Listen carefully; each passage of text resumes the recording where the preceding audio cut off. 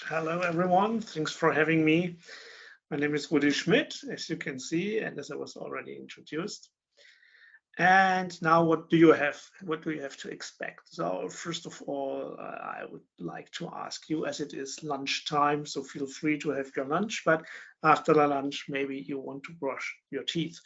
And that leads us to teledentistry and metaverse, which is not part of my today's presentation, but still to give me a little bit of feedback of my audience. If you could push the button, would you prefer an appointment in a teledentistry based in a metaverse to an appointment in a real world dentist? So you may think about this question, but once you came to a conclusion, I'd be happy if you could push the like if you say, yes, I prefer that. So okay, in the meantime, while you're thinking if you prefer teledentistry to real world dentists with the drillers, I want to prepare you for the next 30 minutes. The first thing that I want to talk about is how you want to become a healthy centenarian. I guess every one of us or most of us want to live forever and stay healthy. That is a part of my presentation. Next thing deals with mental health and things like anxiety or obsessive compulsive disorders. Next thing are the cardiologists, and the cardiologists, I can tell you, they make lots of buzz when it comes to metaverse. They even coined their own verse. It's called cardioverse. Then we have oncology, where we also have various examples. I focus on two, that is the high dimensional data and planning surgeries. Followed oncology, disease of the genome. It's quite logical to go for multi-omics, and multi-omics can be spatial. We will see more about that later. Then we have the current health apps and the landscape, which in my opinion will change dramatically. And I guess my prognosis is that the conventional medical providers will take over reign, and I will explain to you why I think that will be the future of health apps in a metaverse landscape. Last but not least, some of us have a boss. And if you're in a large organization, maybe one day there might be something like organizational neuroscience in your HR department. And what the guys from the HR department will do with you based on the medical metaverse, I will tell you later at the end of my presentation. So, okay, let's get started. Not to forget, today I'm not talking too much about education. Otherwise, I could spend the whole day talking about medical education in the metaverse. So let's get all together, despite I only have 45 minutes. So the fun fact is, when you have surveys and reviews dealing with aging and longevity in the metaverse, or virtual reality and digital health for people in nursing homes and all that kind of stuff, the people working on longevity somehow don't collaborate with other medical fields, and so they miss the most obvious feature. Currently, the main discussion is how virtual reality can improve the lifespan, but they refer mainly to the main topic of virtual reality or metaverse, that is socializing. Yes, okay, and it's quite well documented, and there is a broad evidence that socializing and staying social and keep contact with other individuals, and if it is only the dog, helps to improve your lifespan and your mental aging and all that kind of stuff. Now, that might not be a big surprise, but the surprise is that most of the aging and longevity literature and scientific research focuses on metaverse and socializing. Now, what is the feature that, in my opinion, they have forgotten? That is eye tracking. And eye tracking is, of course, we have it right in front of the eyes when applying the metaverse and virtual reality, but remarkably, the research in aging and longevity doesn't take care, or most of them, they don't take care. And the fun fact is that retinal images nowadays, even if you only use an iPhone 5, and we are talking about iPhone 15, is already able to predict biological age, mortality risks, diabetes, glucose levels, and prone to be or developing Alzheimer or mild cognitive impairment. So on the one hand, we have people in neurology and in cardiovascular diseases and mainly dealing with diabetes and retinopathies. On the other hand, we have people working on longevity, but somehow it seems the exchange of ideas is, can be improved. So if you want to become a centenarian, you may use your devices to scan your retina and find someone who does the interpretation. And if you use it quite often and you have the contact with that guys, might be a good predictor and might help you to have a better prevention scheme, and maybe you can postpone these various diseases by superior surveillance and monitoring of your health. So that is my first somehow insider tip of the day. And on the other hand, you see that aging and longevity will be an outstanding example of combining data sources from other medical devices, not only wearables. I will talk about this later, because the data source issue is much more important to the medical metaverse than maybe in other fields. Next thing, we stay in the head, in the brain, is a little bit mental health. I'm talking about anxiety. You see on the right hand that lady, well, next to the spider, and very high altitude. So the altitude, people have problems with that. There's not an elevator, but this also applies to elevator. And there is something called exposition therapy. Now, try to find someone who goes into a big wheel next to a spider, or with a spider into an elevator and all that kind of stuff. Quite obviously, an immersive environment via metaverse is prone to support this exposure therapy. And that is really an important thing, because you don't have to leave your house, or you go into a therapy location, a treatment facility, and there you have a controlled environment. You don't have to go out. Your therapist doesn't need to have spiders, and he doesn't need to run a big wheel or his own therapeutical elevator. He has just his metaverse virtual reality environments and can adopt to the patient-specific parameters. And this exposure situations, that is the gold standard of therapy when it comes to anxiety, but also in certain cases to post-traumatic stress disorders. Next thing are obsessive compulsive disorders. That is a wide variety. Some are more eligible for virtual reality than others. But even here, you can put the patient into a situation that triggers his obsessive behavior and scale it and try to bring him down, to cure him so he gets used, and discuss that. And when you use a virtual reality, your AFR really it's able to measure various biological parameters far better than if you go outside in the real world, outside of your treating facilities, where you don't have maybe devices to measure various parameters of the patient. So that, I'm sure this will be a booster for research. And you have also something that is a little bit, let's say, the naughty thing of psychology. They have something like a replication crisis, as when they publish scientific papers, it's always difficult for other researchers to replicate the results of the previous publication.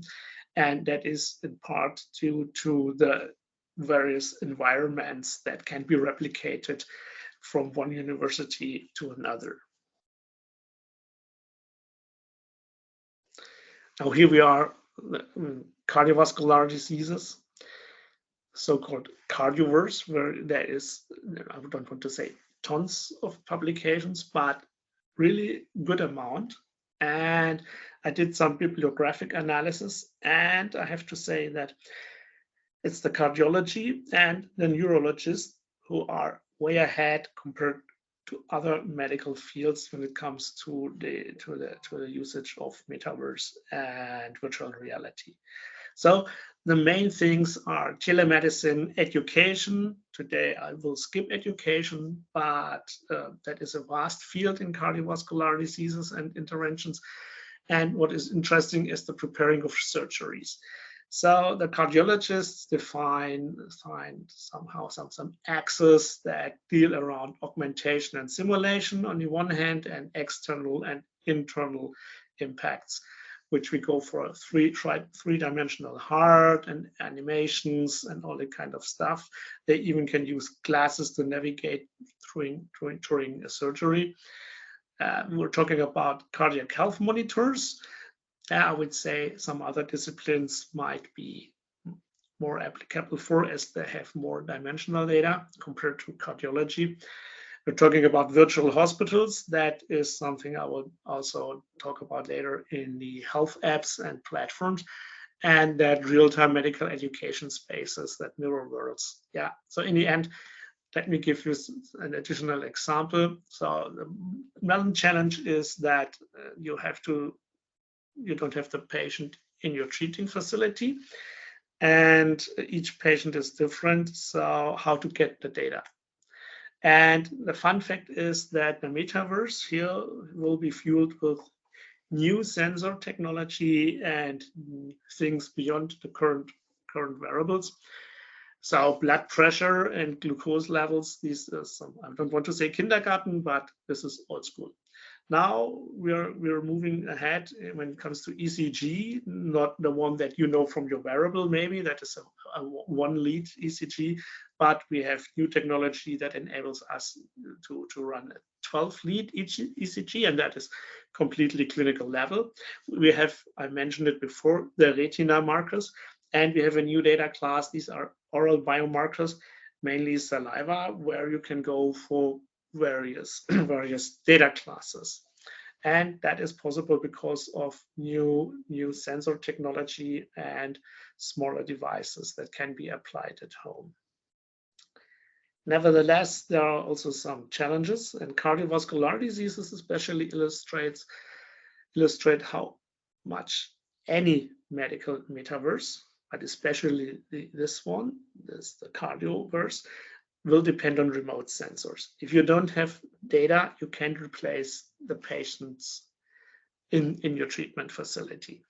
And to make a medical metaverse available and really useful for patients, we will need in parallel this development on medical sensors, on remote sensors, on sensor technology. Otherwise, the whole thing will remain in a fantasy, but never in reality. There's another aspect.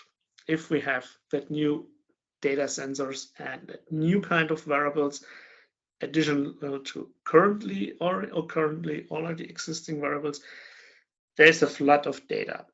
And of course, a physician can't monitor that in real time. So the next thing is that a medical metaverse based on new sensors and new wearable technologies will require a real-time AI interpretation and monitoring and clinical decision support, because otherwise the treating facility, the therapists, the doctors, they will drown in a flood of data, and no one can do any interpretation anymore because it's just too much.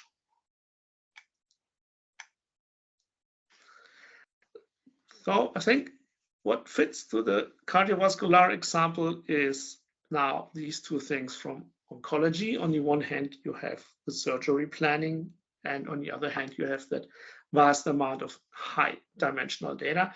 You see that here in the pictures. Left side, obviously the surgeon, right side a data model that is analyzed in a virtual reality platform.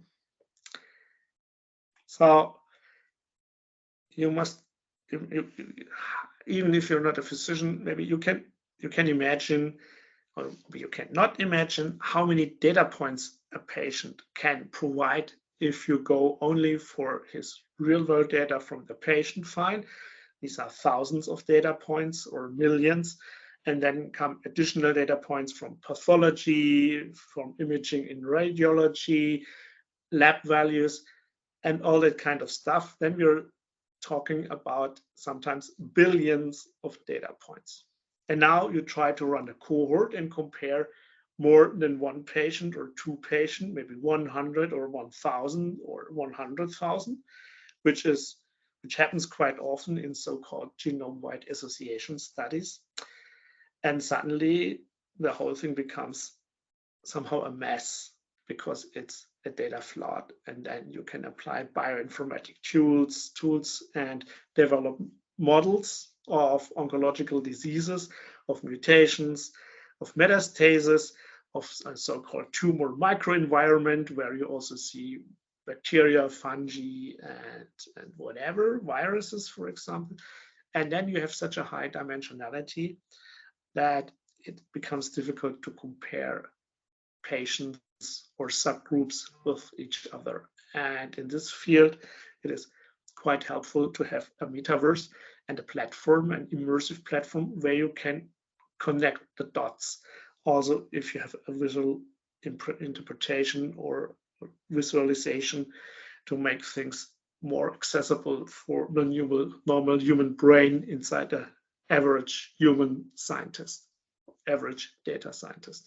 So that is one strength that definitely I think is quite clear that will happen, and that will also apply into clinical reality. And because once you have a patient and you have tons of background databases and you have tons of your concrete patient's data, then you want to compare your patient's data with the background database, maybe from vast scientific research. And to compare that, it is quite helpful to sit in a virtual reality, in an oncological metaverse, and compare your single patient in your treatment facility with the background databases around the world. And that is pretty good to do that. Once you have tried it out, you don't want to go back to conventional analysis. So they can dive deeper into various angles and see what is the difference and what are the common traits of my patient's tumor with the background database, and what kind of conclusions can we draw. This will also be supported by AI-based clinical decision support systems. The second example is the tumor surgery. So if you nowadays see, you come from radiology, and most of the time you have two-dimensional images, and then you have to formulate a three-dimensional strategy to reach the tumor, because most of the time he's inside the patient or not on the skin. And there are some challenges for a surgeon. And if you have a three-dimensional model of the patient, its organs, his vessels, and the tumor location and other variables, it is quite helpful to avoid mistakes and to find the best route to address the tumor. So surgical planning and even intraoperative execution errors most probably will be reduced with virtual reality. Now, there's a price to pay, because here we are talking about millimeters. Not talking about, and now radiology has to deliver a data granularity that is meeting these needs, and this is sometimes challenging. And of course, if you have a medical metaverse application and platform, then the kind of data quality leads to things that are, there's a very high stake, and that makes the whole thing a medical device. And a medical device, I can assure you, the regulatory requirements for medical devices, be it conventional medical device, an AI algorithm, or medical metaverse environment, are far, that is I don't want to say a nightmare, but currently it is. So that is something that to develop that is difficult and needs not only time, but also lots of money. Now, multi-omics, you may wonder, what is multi-omics? There is something beyond genetics. That are other omics, like the genetics of your bacteria inside you and all that kind of stuff. So, or other things, like proteomics and transcriptomics. So, as maybe not all of you are geneticists, that is, you have a genetic makeup, and this is translated literally into RNA, into transcripts, and the information of an organism that is recorded in DNA from the genome is expressed into the so-called transcriptome. And now, of course, the whole thing is not flat on a paper. It is also spatial.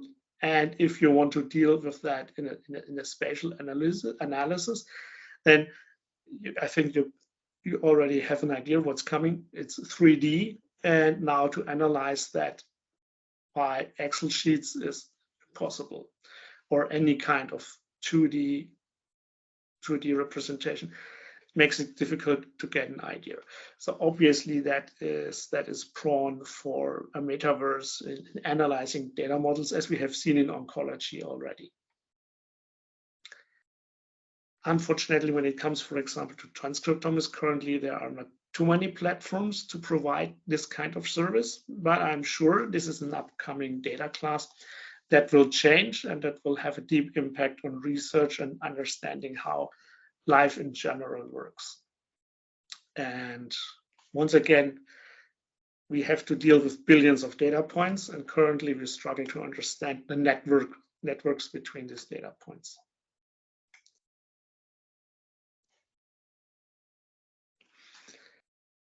Here we are with the health platforms and apps we all know from our smartphones, whether it's an Android or whether it's an iPhone or an Apple Watch or Fitbit or Rethings and all that kind of stuff. And my hypothesis is that the current provider structure might change. And this has a pretty ugly reason. Most of the time, the current health apps and wearables, they are based on fairly incomplete data. And the quality you have to discuss. There is lots of marketing and PR buzz when it comes to this kind of data. But in reality, in some cases, yes, it works. But in most cases, the whole thing is a little bit, well, more ugly, as they're not able to compete with diagnosis really in medical facilities. Even you lack data classes, you're not complete, sometimes the sleep monitoring does not work, and all that kind of stuff. So the accuracy of the current data landscape is far, far away from that, what you need for clinical reality when it comes to make a decision, give a medication or not, do a surgery or not, whatever, all that kind of stuff. So that's surprising if we consider how the previous success, millions of these devices are sold, millions of customers for countless platforms and health apps. But I think that happened just because the consumer didn't care and they want to quantify themselves, and the professionals shied away. So there was no serious competition. And of course, serious competition was not possible because no one had better data sensors. Right now that is changing. As we have new sensors, we have new data classes, we can have better access to get blood samples by drops. This time it's serious. In the past, there have been some people claiming we only need one drop and we're done. That was a fake, but nowadays small amounts of blood are sometimes sufficient to do already some kind of good analysis. We have especially oral biomarkers from saliva, where you can measure various parameters. And on the other hand, now with that AI support and with AI-based augmented reality and virtual reality, these new data classes, these new sensors, and that interactive metaverse becomes acceptable for doctors. And of course, it's a little bit more cheaper already nowadays, and it might make sense. That was the big learning of the pandemic, to go for telemedicine. And now what happens? Then, of course, if you're an existing treating facility and you decide, okay, I develop my own app or I buy an app or a platform as OEM solution and customize it to my treating facility, then you have a far better patient customer relationship. And of course, you can have far more benefits from the combination of an on-prem lab, where you go into deep of the patient's variables, biologicals and biomarkers, and then in between the time during the patient visits the facility, you monitor him via new variables, new data classes, via his smartphone and his retina and all that kind of stuff. So you have a close customer relationship with an existing patient. And now what will happen? The patient has the choice between an anonymous healthcare app he downloaded in an app store, and hopefully the algorithm delivers a good interpretation, or he knows his treating physician, and the treating physician says, hey, come on, here we also have a healthcare app that is customized to our and your needs, because we're talking today about this disease you have, and we always have an eye on your data. Of course, we have AI support, but we know each other. I think it is quite clear who will win the race when it comes to the customer relationship. And if more and more medical facilities see that opportunity, then it is quite clear they will take over. And depending on the healthcare system, depending on the country you're living in, there are large healthcare systems in the US, for example, Kaiser Permanente. And if they go all into metaverse healthcare and virtual hospitals, I wonder how much space, how much market will be left for healthcare platforms that are not backed by such a huge system.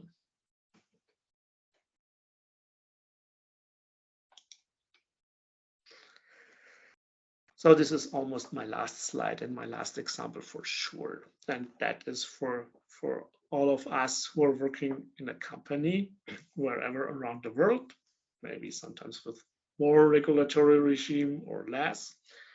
And this is what I call a Sigmund Freud AI.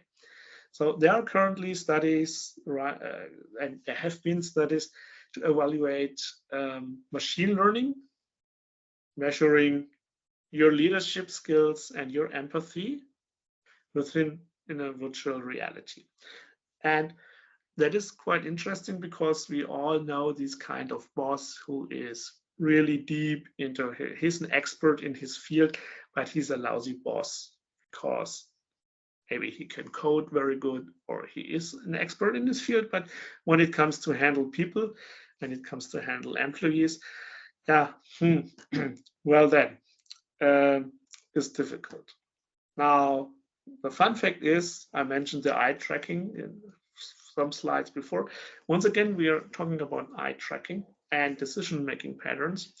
They were used to identify who has more empathy and who deals better in real social workplace situations that can be simulated in a virtual reality. And now the fun fact is that I would have expected the decision-making patterns are the best predictor, but the eye gaze patterns were really good. So maybe I don't need the body language. I just need to track the eyes and have already a good idea about the empathy of a leader, of a team leader, or even of a CEO. Now, I don't have to fire him, but maybe I have a good idea in which fields and for what kind of situations he needs to be educated in certain kind of leadership skills. And I think that is quite fascinating, because maybe due to eye tracking and metaverse, one day we have smarter leaders, smarter team leaders, smarter CEOs, and maybe a completely different onboarding process in the HR department, in the HR department. So I'm at the end of my slides. I want to say thank you for staying me. If you want to get in touch with me, best thing is try to contact me on LinkedIn. You see the link, you see the QR code. And of course, don't forget to rate the session, attend more sessions. Don't forget tonight, 7 p.m. and maybe you share it somewhere. Thank you very much.